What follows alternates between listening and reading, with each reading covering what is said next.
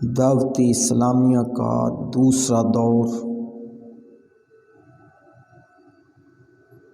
اس کے مطابق آج کی گفتگو ہوگی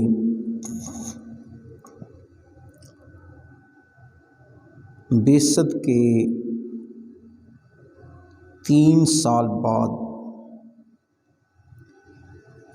یعنی بعثت کے بعد 3 سال گزرے، پیارے آقا علیہ الصلوۃ والسلام نے بڑے ہی تحمل کے ساتھ دعوت کا سلسلہ جو ہے وہ جاری و ساری رکھا۔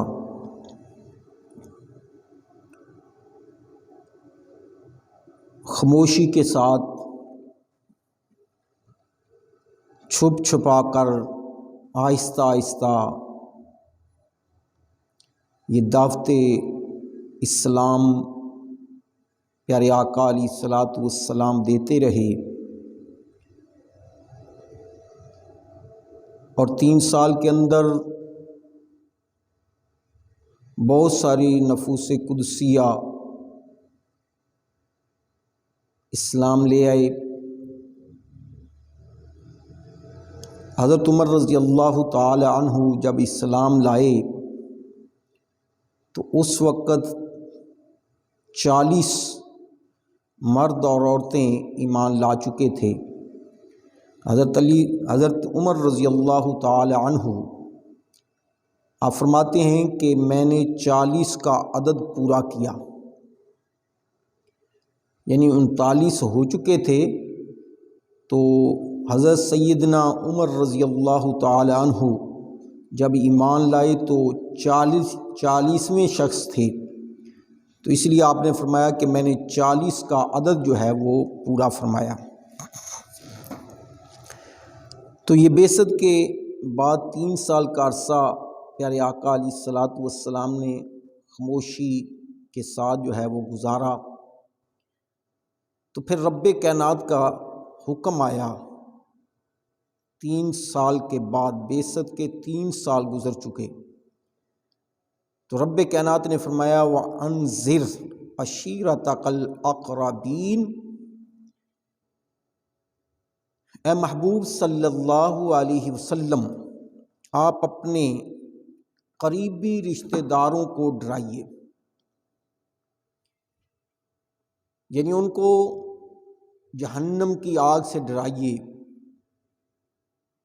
ان کو کھل کر دعوت اسلام دیں، ان کے سامنے اسلام کی حقانیت کو بیان کریں، اسلام کے اصول و ضوابط کو ان کے سامنے بیان کریں۔ اب خاموشی کے پردوں کو اتار دو، اپنے عزیز و اقربا جو قریبی رشتہ دار ہیں ان کے سامنے اسلام پیش کرو، ان کو دعوت دو۔ وَاخْفِضْ جَنَاحَكَ لِمَنِ اتَّبَعَكَ مِنَ الْمُؤْمِنِينَ، اور جو ایمان لائے ہیں، جو مسلمان ہو گئے ہیں، جنہوں نے کلمہ پڑھ لیا ہے، جو آپ کی اتباع کر رہے ہیں، پیروی کر رہے ہیں، ان کے لیے اپنے پروں کو بچھا دو، ان کے لیے نرمی پیدا کر دو۔ تو پیارے آقا علیہ الصلوۃ والسلام نے جب یہ حکم سنا، اللہ عز و جل کا پیغام آیا، رب کائنات کی طرف سے جب حکم ہوا، تو اب کیونکہ حکم آ چکا تھا تو اس کے اوپر عمل کرنا، اس حکم کی تعمیل کرنا اب ضروری ہو چکا تھا۔ تو پیارے آقا علیہ الصلوۃ والسلام نے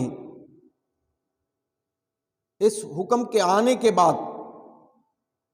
کئی ہفتے جو ہے وہ آپ نے سوچ و بچار کیا، غور و فکر کیا، کہ کیا کیا جائے۔ ادھر عزیز و اقربا آپ کی مخالفت کر رہے ہیں، آپ کو دین اسلام سے منع کر رہے ہیں، روک رہے ہیں، اور ادھر رب کا حکم آ چکا ہے کہ اپنے قریبی رشتہ داروں سے، رشتہ داروں کو اسلام کی دعوت دو، ان کو ڈراؤ آگ سے۔ تو پیارے آقا علیہ الصلوۃ والسلام نے کئی ہفتے جو ہے وہ غور و فکر کیا۔ حضور علیہ الصلوۃ والسلام اپنے گھر میں گوشہ نشین رہے۔ ادھر پیارے آقا علیہ الصلوۃ والسلام کی جو پھوپھیاں تھیں،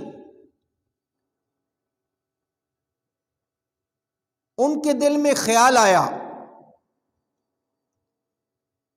کہ کہیں پیارے آقا علیہ الصلوۃ والسلام بیمار تو نہیں ہو گئے، اب ملاقات نہیں ہوتی، باہر نہیں آتے، تو اس خوف سے کہ آپ بیمار ہو گئے ہیں، تو آپ کی بیمار پوسی کے لیے، آپ کی عیادت کے لیے آپ کی پھوپھیاں جاتی ہیں، حال پوچھتی ہیں۔ پیارے آقا علیہ الصلوۃ والسلام نے فرمایا کہ میں بالکل ٹھیک ہوں، مجھے کچھ نہیں ہوا، اور ساتھ ہی فرمایا کہ رب کی طرف سے مجھے حکم آیا ہے وَأَنذِرْ عَشِيرَتَكَ الْأَقْرَبِينَ، کہ اپنے قریبی رشتہ داروں کو ڈرائیے۔ تو آپ کی پھوپھی صفیہ رضی اللہ تعالی عنہا، آپ نے مشورہ دیا کہ آپ ابو لہب کے علاوہ تمام عبد المطلب کی اولاد کو بلائیں، عبد المطلب کی ساری اولاد کو بلائیں، اور ان کے سامنے پیغام رکھیں جو اللہ کا قرآن نازل ہوا ہے، جس کا حکم آیا ہے، اس حکم کے بارے میں بتائیں۔ پیارے آقا علیہ الصلوۃ والسلام نے پھر حضرت عبد المطلب کی پوری اولاد کو بلایا، اور اس کے ساتھ عبد مناف کے بعد لوگ اس میں بھی آئے۔ یہ پہلا اجتماع تھا جس میں پیارے آقا علیہ الصلوۃ والسلام نے اپنے قریبی رشتہ دار ان کو بلایا۔ ابھی آ کر بیٹھے ہیں تو ابو لہب بھی اس کے اندر آ گیا۔ تو ابو لہب نے، ابھی بات شروع نہیں ہوئی، پیارے آقا علیہ الصلوۃ والسلام ابھی خاموش ہیں، ابھی کچھ کہا نہیں، کیونکہ پہلے پیارے آقا علیہ الصلوۃ والسلام اسلام کی دعوت دیتے، اور جیسا کہ پچھلے بیانات میں گزر چکا کہ صحابہ ایمان لائے، اور فلاں فلاں صحابہ اس طریقے سے ایمان لائے، حضرت عمر رضی اللہ تعالیٰ عنہ ایمان لائے تو 40 لوگ ہو گئے۔ تو اب کیونکہ جانتے تھے کہ اس لیے بلایا ہے، کوئی نہ کوئی مقصد اسلام کے بارے میں ہے، اب ابو لہب نے خود ہی کلام کرنا شروع کر دیا، بولتے رہے، کہتے رہے کہ اے لوگو، اے عزیز و اقربا، اگر ہم نے ان کو اس وقت نہ روکا تو قریش والے ہمارے جو ہے وہ خلاف ہو جائیں گے، عرب کے لوگ جو ہیں وہ ہمارے خلاف ہو جائیں گے، ہم پورے عرب کے ساتھ دشمنی نہیں اٹھا سکتے، دشمنی نہیں لے سکتے۔ اس سے بہتر ہے کہ پیارے آقا علیہ الصلوۃ والسلام کو ہم روک لیں، ان کا ہاتھ جو ہے ہم نہ بڑھنے دیں، ان کو آگے نہ جانے دیں، ان کے اوپر ان کو ہم یہاں پر روک لیں کہ یہ اسلام کی دعوت نہ دیں، یہ نیا دین جو ہے وہ آگے نہ بتائیں، یہ ہمارے بتوں کے خلاف نہ بولیں، کیونکہ وہ لوگ بتوں کی پوجا کر کر کے ان کے دماغ، ان کے اذہان، ان کے جسم کے ہر حصے میں وہ بسے ہوئے تھے، ان کو چھوڑنا جو ہے وہ ان کے لیے مشکل تھا، بلکہ ان کے بارے میں کوئی نازیبا الفاظ کہتا تو ان کے لیے لڑنا شروع کر دیتے، جہاں تک کہ کئی جانیں چلی جاتی، جان دینے کے لیے تیار ہو جاتے۔ اب وہ ایسی قوم کیسے پیارے آقا علیہ الصلوۃ والسلام اور صحابہ اکرام سے یہ گفتگو سنتی اپنے بتوں کے خلاف اور اپنے بارے میں؟ تو اس لیے ابو لہب نے کہا کہ آج ہی ان کو یہاں پر روک لیں، ایسا نہ ہو کہ پورے عرب کے ساتھ ہماری دشمنی بن جائے، تو پھر ہمیں اپنی جان بچانا مشکل ہو جائے گا۔ اگر ہم اس کی بات مانیں گے تو ایک وقت آئے گا کہ ہم ذلیل و رسوا ہو جائیں گے۔ تو پیارے آقا علیہ الصلوۃ والسلام خاموش رہے، حتیٰ کہ اس نے ہی بات کی، محفل ختم ہوگی، وہ جو اجتماع کیا تھا، اکٹھا کیا تھا، وہ چلے گئے۔ پیارے آقا علیہ الصلوۃ والسلام نے اس مجمع میں کوئی بات بھی نہ کہی، خاموشی سے بیٹھے رہے، یہاں تک کہ پھر پیارے آقا علیہ الصلوۃ والسلام کو حکم ہوا کہ آپ ڈریے نہیں، آپ اپنا مشن جو ہے وہ جاری ساری رکھیں۔ پھر پیارے آقا علیہ الصلوۃ والسلام نے دوسرا اجتماع فرمایا، اس میں قریش کے تمام افراد کو دعوت دی، لوگ آئے پیارے آقا علیہ الصلوۃ والسلام کے پاس۔ جب حضور علیہ الصلوۃ والسلام نے تمام رشتہ داروں کو بلایا تو پھر آپ نے خطاب فرمایا، پیارے آقا علیہ الصلوۃ والسلام نے فرمایا الحمدللہ، تمام تعریفیں اللہ کے لیے ہیں، بحمدہ ہی، میں اس کی حمد کے ساتھ بیان کرتا ہوں، میں اس کی حمد کرتا ہوں اور اس سے مدد چاہتا ہوں۔ میں کسی معاملے میں اگر مدد چاہتا ہوں تو میں اپنے رب سے چاہتا ہوں، اور میں اپنے اس رب پر ایمان لایا ہوں۔ پیارے آقا علیہ الصلوۃ والسلام نے فرمایا کہ میں اسی پر بھروسہ کرتا ہوں، میرا اسی رب پر بھروسہ ہے، اور جس کا میں کلمہ پڑھتا ہوں اشہد ان لا الہ الا اللہ، کہ میں گواہی دیتا ہوں کہ اللہ کے سوا کوئی معبود نہیں، وحدہ لا شریک لہ، اور وہی اکیلا ہے، وحدہ ہے، اکیلا ہے، اس کا کوئی شریک نہیں ہے۔ تو پیارے آقا علیہ الصلوۃ والسلام نے خطاب فرمایا کہ لوگوں سنو کہ قافلے کا جو پیش رو ہوتا ہے وہ اپنے قافلے والوں سے جھوٹ نہیں بولتا، وہ اپنے قافلے والوں کو دھوکہ نہیں دیتا، وہ اپنے اس قافلے کو کسی دوسرے راستے پر نہیں ڈالتا جس سے نقصان ہو، بلکہ وہ اپنے قافلے سے سچ بولتا ہے، اپنے قافلے کو سیدھی راہ دکھاتا ہے، اپنے قافلے کو ہدایت کا رستہ دیتا ہے۔ تو سنو، میں فرض محال اگر دوسروں سے جھوٹ بولوں، لیکن میں آپ سے جھوٹ نہیں بول سکتا۔ یعنی پیارے آقا علیہ الصلوۃ والسلام نے فرمایا بفرض محال جھوٹ ویسے بولتا نہیں، اگر میں بول لوں تو میں آپ سے نہیں بول سکتا، آپ کو سچ ہی بتاؤں گا۔ اور اگر بفرض محال میں دوسروں کو دھوکہ دوں، دنیا والوں کو دھوکہ دوں، لیکن آپ کو میں دھوکہ نہیں دے سکتا، کیونکہ عزیز و اقربا بلائے ہوئے تھے۔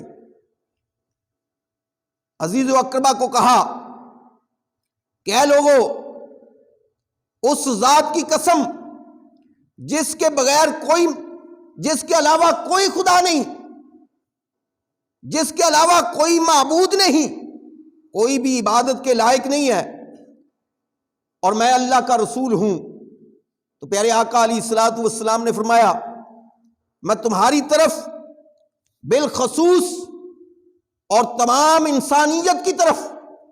بالعموم بنا کر بھیجا گیا ہوں، تو آؤ اسلام لے آؤ، مسلمان ہو جاؤ، کلمہ پڑھو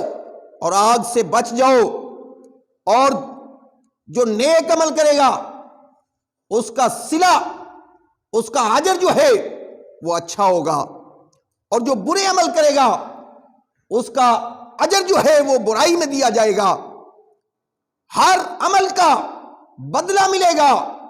تمہارے تمام عملوں کا محاسبہ ہوگا، اور اپنے آپ کو ٹھیک کر لو، ایک خدا کی عبادت کرو، تمام بتوں کو توڑ دو، یہ کوئی فائدہ نہیں دیں گے، اور میں اللہ کا رسول بنا کر بھیجا گیا ہوں، اور میری اتباع کر لو،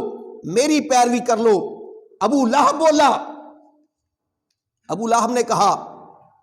کہ ہمیں اس لیے بلایا تھا، اور کہا لوگوں، وہی جملے دہرائے کہ لوگوں اگر آج ہم نے ان کو نہ روکا تو کل پورے عرب والے ہمارے دشمن ہوں گے، آج ان کو اسی جگہ پہ روک لے، ان کا ہاتھ نہ بڑھنے دے، ورنہ کل ہم رسوا ہو جائیں گے، اگر ان کا دفاع کریں گے تو ہم ذلیل و خوار ہو جائیں گے، اس لیے ان کو یہاں پر ہی روکا جائے۔ تو آپ کی پھپھی جان حضرت صفیہ رضی اللہ تعالی عنہ، آپ نے کہا ابو لہب، آپ اپنے بھتیجے کو لوگوں کے حوالے کر دیں گے؟ ایسا بھی دور آئے گا کہ آپ اپنے بھتیجے کی حفاظت نہیں کریں گے؟ کہا کہ میں دیکھ رہا ہوں آگے کی طرف کہ لوگ ہمارے دشمن ہوں گے اور ہم ان کے سامنے نہیں ٹک سکیں گے، اس لیے پیارے آقا علیہ الصلوۃ والسلام کو اس مشن سے ہم روکیں۔ جہاں تک کہ وہ محفل بھی ختم ہوئی، لوگ چلے گئے، تو اسی محفل میں آخر میں جب ابو لہب نے یہ جملے کہی تو حضرت ابو طالب آپ نے فرمایا واللہ، اللہ کی قسم، آپ نے قسم اٹھا کر کہا اللہ کی قسم،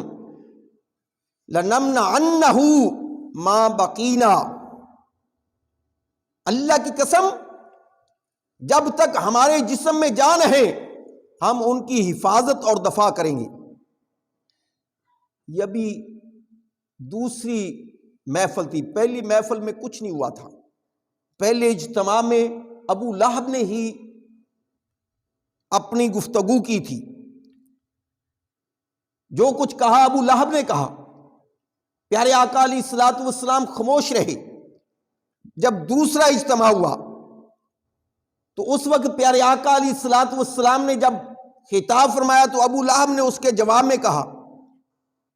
کہ ہم نہیں بچائیں گے ان کو۔ تو ابو طالب نے کیا کہا خدا کی قسم جب تک ہمارے جسم میں جان رہے گی اس وقت تک ہم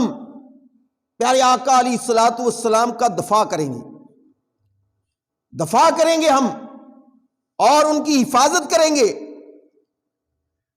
یہ محبت تھی، پیار تھا. آپ ہسٹری پڑھ کر دیکھ لیں، ایمان ابو طالب کے بارے میں کچھ کہہ دیتے ہیں یہ ایمان لائے، کچھ کہہ دیتے ہیں کہ نہیں ایمان لائے. تو میں کہتا ہوں کہ اپنے زبان کو ہم خاموش رکھیں، وہ زیادہ بہتر ہے. حضرت موسیٰ علیہ السلام کے دور میں اگر کوئی شخص پیارے آقا علیہ الصلوۃ والسلام کا نام پڑھے اور پھر اس کو اپنی آنکھوں کے ساتھ لگائے، اپنی آنکھوں کے ساتھ لگا لے محبت سے اس نام کو، اور پھر دنیا میں وہ ایسا مشہور ہو کہ وہ گناہگار، پاپی، عیبی، اور جب وہ مر جائے لوگ اس کو اٹھا کر روڑی پر پھینک دیں تو رب کی طرف سے پیغام آ جائے، اے موسیٰ علیہ السلام اس کا نماز جنازہ بھی پڑھو اور اس کو دفناؤ بھی. لوگ کہیں کہ یہ عیبی ہے، پاپی ہے، گناہگار ہے، کوئی بھی کام اس نے اچھا نہیں کیا، لوگوں کو بھی ستایا ہے، رب کا بھی نہیں نام لیتا، یہ گناہگار ہے، اس کو پھینک دو. لیکن رب فرماتا ہے کہ اس کو اٹھاؤ، اس کا نماز جنازہ بھی پڑھو اور اس کو دفن بھی کرو. حضرت موسیٰ علیہ السلام نے کام تو کر لیا، پوچھا نہیں، رب کا حکم تھا، مانا، اٹھایا، غسل دیا، نماز جنازہ پڑھائی، دفنا دیا، پھر رب کے حضور حاضر ہوا. مولا ماجرا کیا ہے؟ لوگ تو گواہی دیتے ہیں کہ یہ گناہگار ہے، عیبی ہے، یہ پاپی ہے، تو آپ نے مجھے حکم دیا ہے کہ اس کو دفنا دو، اس کا نماز جنازہ بھی پڑھو، یہ ماجرا کیا ہے؟ تو خالق کائنات نے فرمایا کہ یہ میرے محبوب کے نام سے محبت کرتا ہے، یہ میرے محبوب کے نام سے محبت کرتا ہے. اور حضرت موسیٰ علیہ السلام کے دور میں جو نام سے محبت کرے اس کو تو خالق کائنات مرتے وقت کلمہ نصیب کر دے، اور جو پوری زندگی پیارے محبوب صلی اللہ علیہ وسلم کی جان کا دفاع کرے اور اسلام پھیلانے والے کا دفاع کرے اور اسلام پھیلتا جائے، اور ہم اس کے بارے میں اب کہیں کہ وہ ایمان لائے یا نہیں لائے، تو یہ چیزیں ہمیں زیبا نہیں ہیں. ہم اس کے بارے میں اپنی زبان کو خاموش رکھیں، وہ زیادہ بہتر ہے. اس لیے کہ اگر وہ ایمان لائے آخری موقع پر، رب نے کلمہ پڑھا دیا اگر، تو پھر اگر ہم کہیں کہ وہ ایمان نہیں لائے تو گویا کہ ہم نے ایک مسلمان کو کافر قرار دے دیا. اگر وہ ایمان نہ لائے، مان لیا جائے بھی انہوں نے کلمہ نہیں پڑھا، مان لیا جائے، تو پھر اگر ہم اس کے اوپر تحقیق کریں، بیٹھ جائیں کہ وہ کلمہ پڑھا ہے انہوں نے، تو اگر اس نے نہ پڑھا ہوا تو پھر بھی ہم مجرم ہو گئے کہ ایک کافر کو ہم نے مسلمان ٹھہرا دیا. تو اس تحقیق کے اوپر جس کے اوپر شک ہو اس میں خاموشی جو ہے وہ کرنا بہتر ہے، تاکہ اپنا بھی اسلام باقی رہے اور دوسروں کے بارے میں بھی اچھا گمان کیا جائے. اچھا گمان کرنا یہ نیکی ہے. تو حضرت ابو طالب نے فرمایا کہ خدا کی قسم جب تک جسم میں جان رہے گی اس وقت تک ہم پیارے آقا علیہ الصلوۃ والسلام کا دفاع کریں گے. اب پیارے آقا علیہ الصلوۃ والسلام کو اللہ تعالیٰ کی طرف سے پھر حکم ہوا کہ اب بلاؤ. تو پیارے آقا علیہ الصلوۃ والسلام نے اب پھر تیسرا اجتماع فرمایا. تیسرے اجتماع میں قریش کے سارے قبیلوں کو بلایا. پیارے آقا علیہ الصلوۃ والسلام نے صفا پہاڑی پر آپ نے خطاب فرمایا، تمام قبیلوں کو بلا کر خطاب فرمایا. بخاری اور مسلم شریف میں حدیث مبارکہ یہ موجود ہے. بخاری شریف نے حضرت ابو ہریرہ رضی اللہ تعالیٰ عنہ سے ذکر کی ہے، اور مسلم شریف نے حضرت ابن عباس سے اور بھی راویوں سے ذکر کی ہے. جب یہ آیت نازل ہوئی تو خالق کائنات کے پیارے حبیب صلی اللہ علیہ وسلم نے یا صباحہ کی صدا جو ہے وہ بلند فرمائی کہ جاگو لوگو جاگو۔ اس کا ایک معنی یہ ہے، ایک یہ ہے کہ آؤ میری بات کو سنو، میری بات کو سنو۔ جب مدد کے لیے بلایا جاتا تو لوگ، عرب کے لوگ جو ہیں وہ فوراً گھروں سے اٹھ کر آتے کہ کون سا پیغام ملنے والا ہے۔ تو جو بیمار ہوتے وہ بھی اپنا ایک آدمی بھیجتے تاکہ پتہ چل جائے کہ کون سی صورتحال ہے۔ تو پیارے آقا علیہ الصلوۃ والسلام نے جب یہ آواز دی تو لوگ آپ کی طرف بھاگے۔ تو پیارے آقا علیہ الصلوۃ والسلام نے پھر اپنا جو پیغام دیا وہ انشاءاللہ اگلے جمعے پر ہوگا۔ ٹائم اوپر ہو گیا ہے، سامنے والا ٹائم پیس گڑبڑ کر گیا ہے، تو انشاءاللہ اگلے